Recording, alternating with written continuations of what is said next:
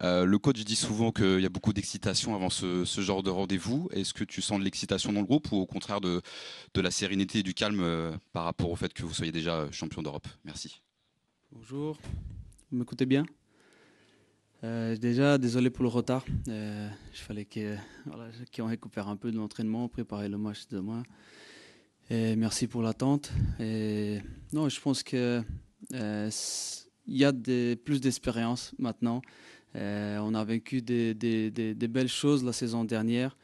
Mais la Ligue des Champions, c'est la Ligue des Champions. C'est toujours des matchs qui ça t'apporte beaucoup de passion à jouer, beaucoup d'excitation à jouer. C'est pour ça qu'il il faut sentir des fois l'équipe, elle est beaucoup excitée, il faut les calmer. Des fois, ils sont trop calmes, il faut les exciter un peu.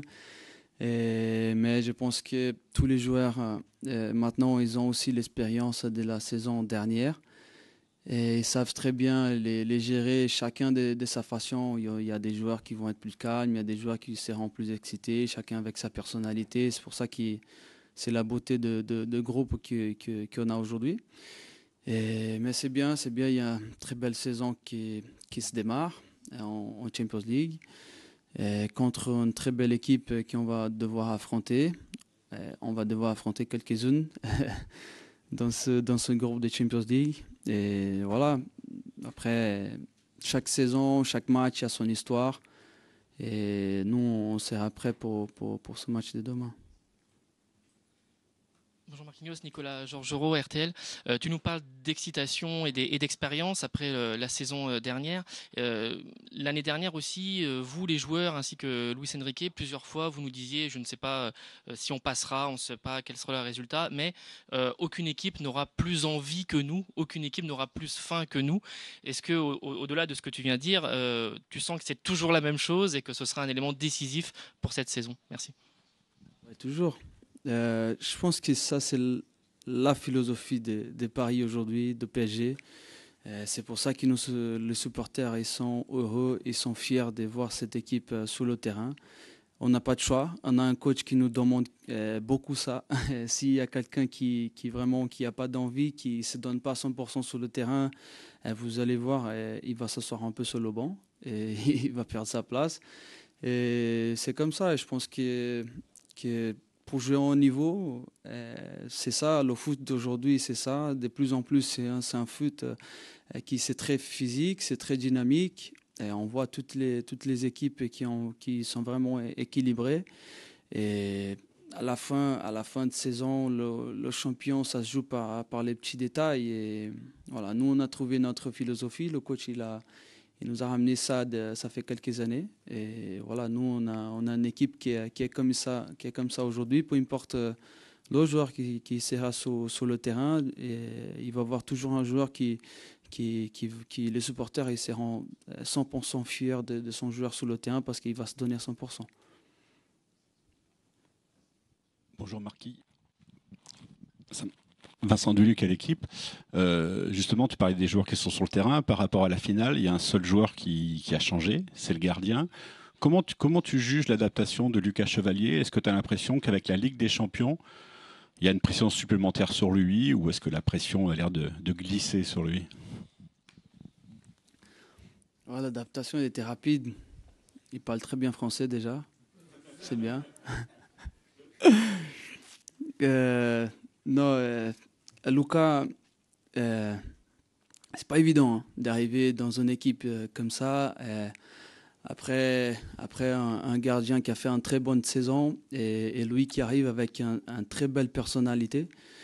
Voilà, c'est un gardien on le connaissait déjà, on a joué contre lui, on a vu son potentiel, on a vu que ça a été vraiment un gardien qui peut atteindre le plus haut niveau des gardiens. Et je pense que c'est ça qui le coach, le staff, et le président, les dirigeants, ils ont vu sur lui aussi. Et voilà, il n'a pas eu de choix et de temps pour s'adapter. Hein. Il a été tout de suite, on a eu quelques entraînements, on a eu tout de suite la finale. Il était décisif. Il a su être profiter de son opportunité. Et il montre à chaque fois, il montre ça à tous les matchs. Il a ses qualités. Je pense que chaque joueur, après, il a sa qualité. Les défenseurs, les attaquants, les milieux de terrain et les gardiens aussi. Je pense qu'il a un profil différent de Didio. Et voilà, il va nous apporter des très belles choses. Et j'espère qu'il sera aussi décisif cette saison pour nous, parce qu'il a toutes les qualités et le potentiel pour. Et voilà, il est prêt, il est bien. Comme j'ai dit, il parle très bien français. Il a pris sa responsabilité sur ses mains. Et il est prêt pour faire un bon match demain. Bonjour Marquis. Arthur Perrault, RMC. On s'en souvient, le début de phase de ligue la saison dernière avait été très très compliqué, globalement la première partie de saison. Avec un peu plus de recul, voilà, il y a eu des doutes, il y a eu beaucoup de questions pendant cette période-là. Avec un peu de recul, qu'est-ce que tu as appris de ce moment compliqué, de cette phase de ligue compliquée pour le Paris Saint-Germain l'an passé? Ouais, des fois, on dit souvent, c'est pas comment on commence, c'est comment on finit. Mais voilà, il faut pas qu'on garde ça pour cette année. On veut tout de suite bien commencer. On peut pas savoir comment ça va être le parcours et l'histoire. Alors c'est pour ça que l'année dernière, le parcours il était difficile. On a bien fini, mais c'est vraiment cette Ligue des Champions maintenant, c'est les détails, c'est les buts, c'est le minimum des points. Et il fait totalement la différence. Alors, le match de demain, il peut être complètement décisif pour une qualification en barrage, en play-off, et en première, en deuxième. Il peut être exactement très décisif. Et c'est pour ça qu'on tient vraiment au max de le faire un bon match demain. Surtout les matchs à la maison. L'année dernière, on a eu quelques dérapages sur ces matchs à la maison. Et c'est les matchs à la maison, il faut sûr et 100% avoir un bon résultat pour nous, parce que voilà, les matchs à l'extérieur, c'est vraiment très difficile de les aller chercher les points. On a fait l'année dernière quelques-uns, mais voilà, sur les matchs à la maison, on voit qu'on a beaucoup plus de possessions, des opportunités de marquer. On apparaît aussi. Et je pense que voilà, cette année, c'est totalement un contexte et un moment différent qu'on vit. Mais ce match de demain, il peut être complètement décisif pour une qualification. C'est pour ça qu'on est vraiment très concentré sur lui. Bonjour Marquis, Julien Franc pour Radio France. Gagner une Ligue des Champions, c'est difficile. La gagner 2 années de suite, c'est encore plus difficile. Il y a très peu de clubs qui sont parvenus. Le Real, l'AC Milan, le Bayern. Qu'est-ce qui vous fait croire que vous pouvez justement conserver cette saison? Merci. Ouais, ça, c'est l'ambition, c'est la fin. C'est le souhait qui te pousse de continuer à travailler, de continuer à aller vers l'avant, de continuer à se battre tous les jours, de venir à l'entraînement. C'est des objectifs qui te poussent et te motivent. Et de gagner encore gagner encore une Ligue des Champions ici, c'est quelque chose qui me motive. C'est quelque chose le coach nous motive tous les jours. Qui le président, tout le monde sur le club, parce qu'on a vu que voilà, une fois qu'il t'a goûté d'être champion de la Ligue des Champions, tu veux pas vivre les moments quand tu perds des matchs en Ligue des Champions. Voilà, c'est totalement une autre émotion, totalement un autre sentiment qui tu termines la compétition. Même si on est parti très loin dans le calendrier, dans la compétition, t'es pas fatigué après. Hein. Après une victoire comme ça, et c'est pour ça qu'il sait très bien d'avoir cette motivation et cette ambition. Et c'est ça qui va nous permettre de s'améliorer, de continuer à aller vers l'avant, parce qu'on a une équipe quand même qui est très jeune.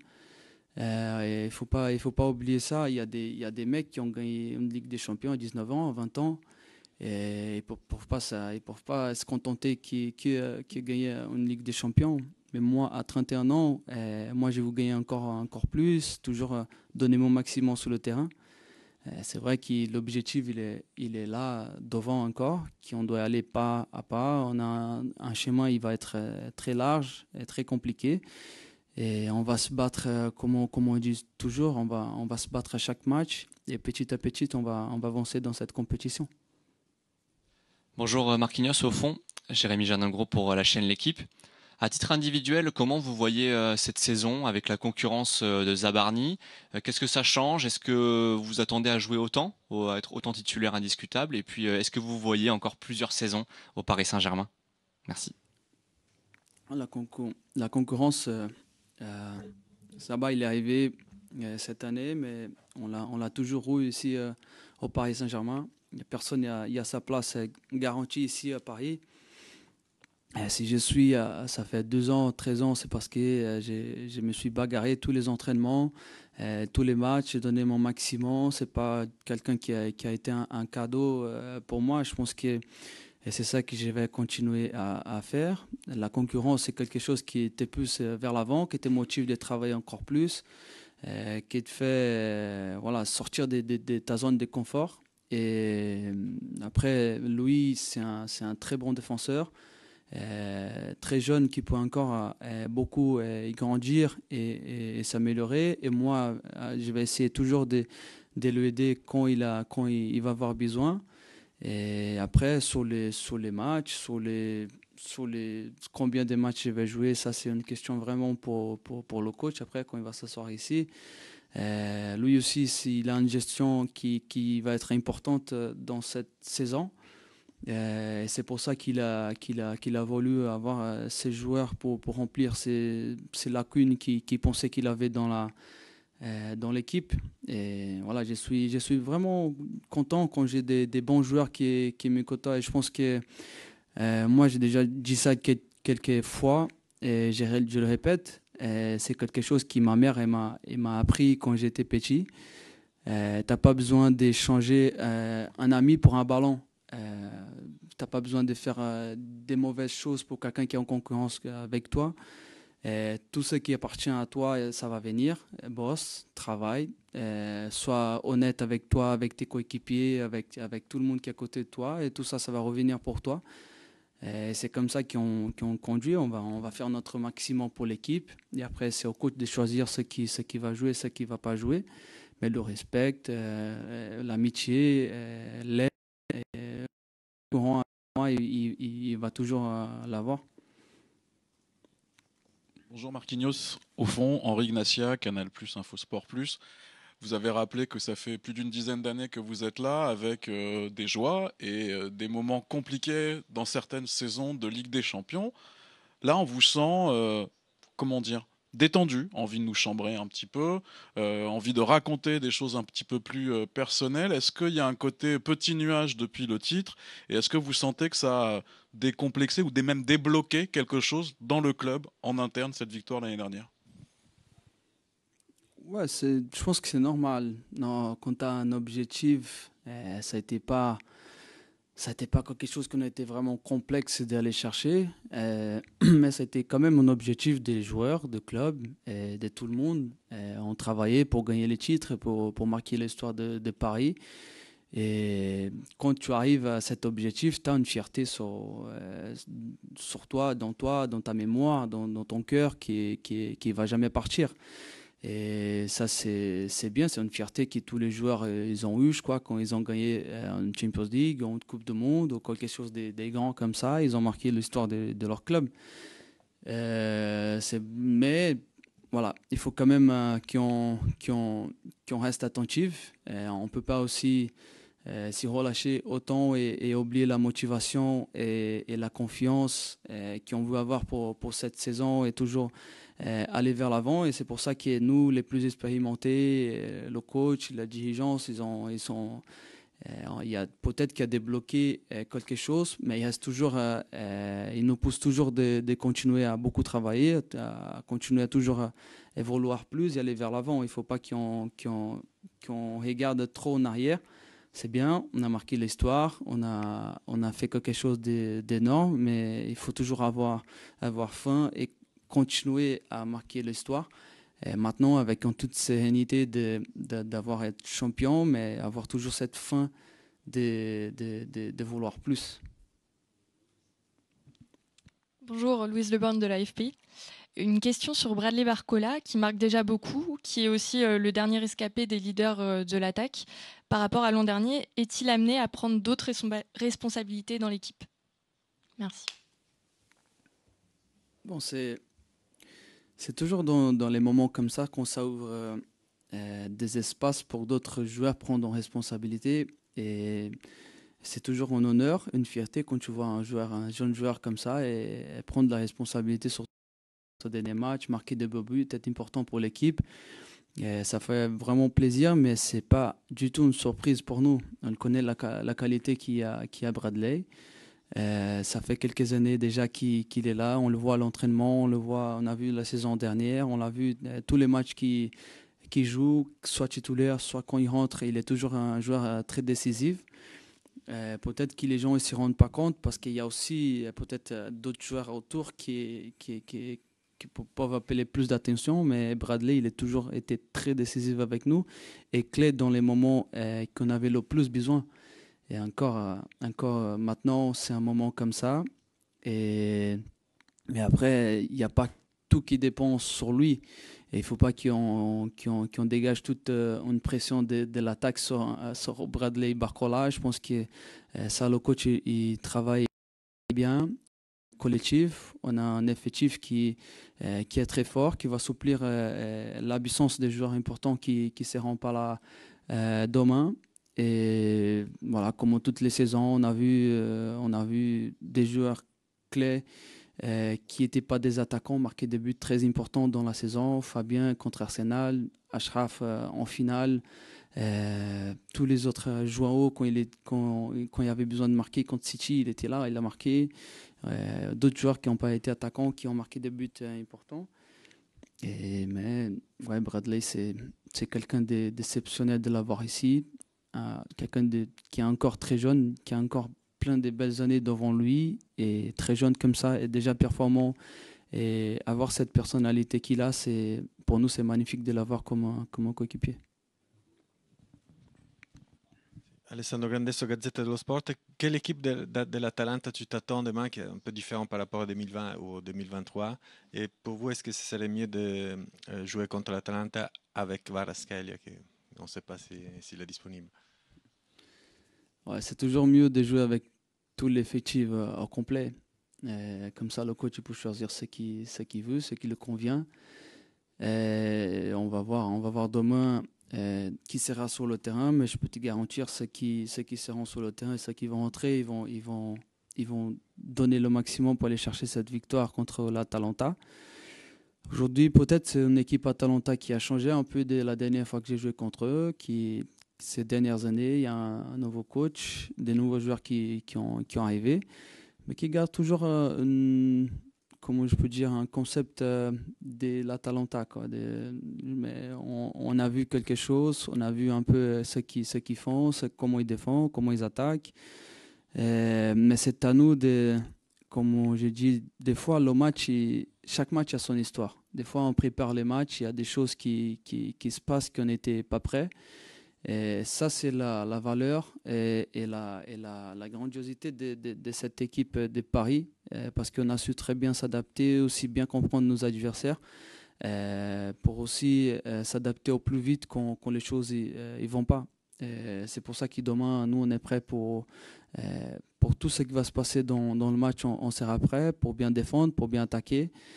Surtout un match à la maison avec nos supporters, avec notre ambiance. On sait qu'on va vouloir dominer ce match, avoir beaucoup le ballon, beaucoup attaquer, c'est notre philosophie, donner un maximum sur le terrain. Et voilà, après, on verra ce que ça va se passer dans ce match, mais c'est un match très important. Les équipes italiennes, c'est toujours des équipes compliquées à jouer, des équipes qui viennent toujours préparer pour jouer des grands matchs comme ça. On va voir ça va se passer, mais on va donner le maximum, peu importe le joueur qui sera sur le terrain. Si Quarai sera là, s'il ne sera pas, si des autres qui seront sur le terrain, ils vont donner le max. Ciao, Giorgio Dusi, Bergamo News. Tu c'eri nel 2020. Quand vous avez joué contre l'Atalanta, dans les quarts de finale, in cui segnasti anche il gol del un match dans 1-1. lequel tu Hai as parlato aussi marqué di cose che non ti aspetti che tu as succedano parlé in des campo. In choses quella partita cosa ti aveva auxquelles tu ne sorpreso di t'attends più pas? dell'Atalanta e cosa pensi di Qu'est-ce que ritrovare t'as surpris dell'Atalanta le in plus campo et a qu'est-ce que distanza tu di penses 5 anni da quella retrouver partita? chez l'Atalanta dans les 5 ans qui se sont passés? Sorpresa, niente. Non, sapeva surprise, vraiment... aucune. Je parle en italien, pardon. Je vais parler en français, désolé. Surprise, vraiment, on n'a pas eu, parce qu'on savait que c'était une très bonne équipe d'Atalanta. S'ils avaient arrivé jusqu'à là-bas, c'est qu'ils étaient vraiment dans un bon moment dans moment et dans cette compétition. Ça a été une équipe qui a été très physique et qui a été très dure dans les duels. Et je pense que jusqu'aujourd'hui, ils ont gardé quand même cette force physique dans les duels. C'est pour ça que, voilà, un peu, on attend un peu ce que ça peut se passer dans ce match de demain. On sait un peu comment l'Atalanta joue, comment ils ont joué ces premiers matchs avec le nouveau entraîneur. Mais comme j'ai dit avant, ça peut se passer des choses, le coach il peut changer des choses qu'on n'avait pas prévenues et c'est à nous de s'adapter le plus vite. Mais je pense qu'ils vont pas trop changer. C'est une philosophie que l'Atalanta ils les mettent toujours en place à l'extérieur, à la maison, contre des grandes équipes, contre des équipes moins grandes aussi. Et je pense que c'est une philosophie dans leur jeu. Et voilà, mais souvent, c'est des matchs que chaque match a son histoire. Ce match a été très difficile. On a souffert jusqu'à la fin. On a réussi à marquer les 2 buts incroyables. C'était vraiment une émotion très belle pour nous. Et j'espère demain encore, en fin de match, qu'on a ce sentiment de joie et d'être content, que ça sert à quelque chose que je tiens encore à gagner contre une bonne équipe d'Atalanta. Merci beaucoup. Merci, monsieur.